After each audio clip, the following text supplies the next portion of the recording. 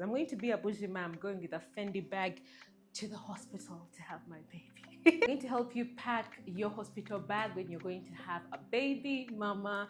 So number one, you will always pack your personal belongings. I'm going to be a bougie mom going with a Fendi bag to the hospital to have my baby.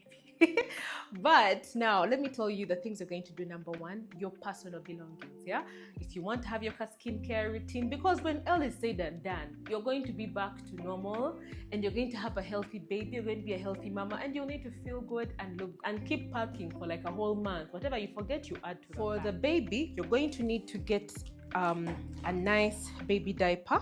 This is the Shuya baby diaper. This one is particularly the small and it has 36 pieces. This is for the small babies. Now, there is the baby diaper and also there is the baby pant. Yeah. If you are having now diaper versus pant, if you're having a baby, if you're going to the hospital, I always recommend have the baby diaper, because as someone who works with children a lot, I always am with babies who are newborns and in the baby nurseries. You need this one. Do you know why? Because for this particular one, it's easier to remove and put back. Also when we are checking the baby, because you keep checking babies continually. Say for example, if the baby ends up being taken to the nursery for observation, maybe baby is not breathing well, baby is a bit sick, you'll need to be observed from the nursery, and sometimes this can take a while depending on the illness of the baby. Of course, I pray that our babies all come out healthy, but in case of anything, we just be prepared. So if you're to, at least if you're to choose a pad, get the baby diaper. And then next, you also need to have pads for mama. Now, when you're first in the hospital, the first days, as soon as you've delivered, whether it's C-section or vaginal, the hospital will make for you a pack. So the pack has a very large amount of cotton inside. It's like this amount, and then gauze as well, so which wraps it around. This is what is used to pad down there because the blood flow high, so you need something that is extremely thick that is going to keep having the outflow. But with time, as the blood reduces, probably by day 4, day 3, day 5 there, it's going to start coming down, but it will still be plenty. So you can also get on board this super absorbent pad. This one, plus the anion strip that it has, will help to make sure that you're feeling comfortable, the cramping reduces, because as the uterus gets back into the pelvis, you're going to be having a bit of cramping and pain. You can just see, imagine in relation to my face, it's quite practically like the length of my chest.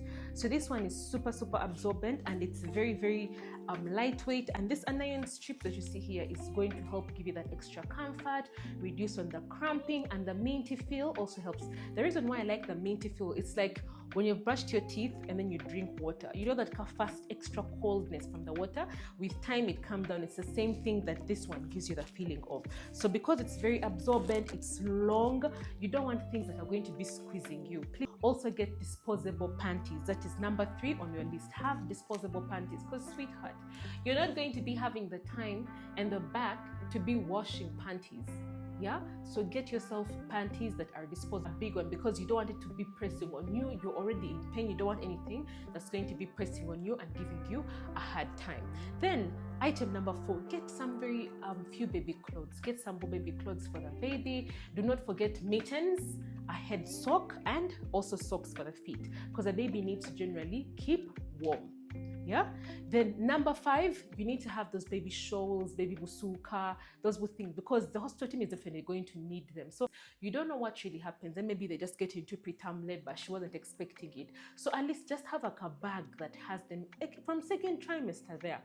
Have like a bag that has those few items, and you'll keep adding pola and pola, just susa.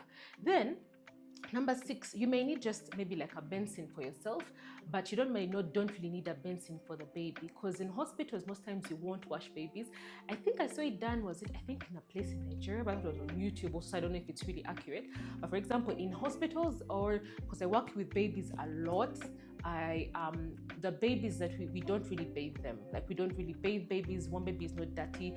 2, bathing them will actually cause their temperatures to drop, so you don't really need all that. So you don't really necessarily bathe them. Okay, number 7, Do not forget to carry medicines. If you're someone who has been on any medication, you've been having high blood pressure, diabetes, HIV, don't forget to carry your drugs.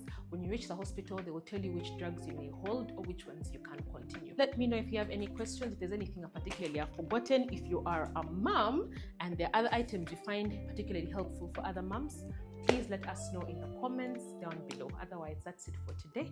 Class dismissed.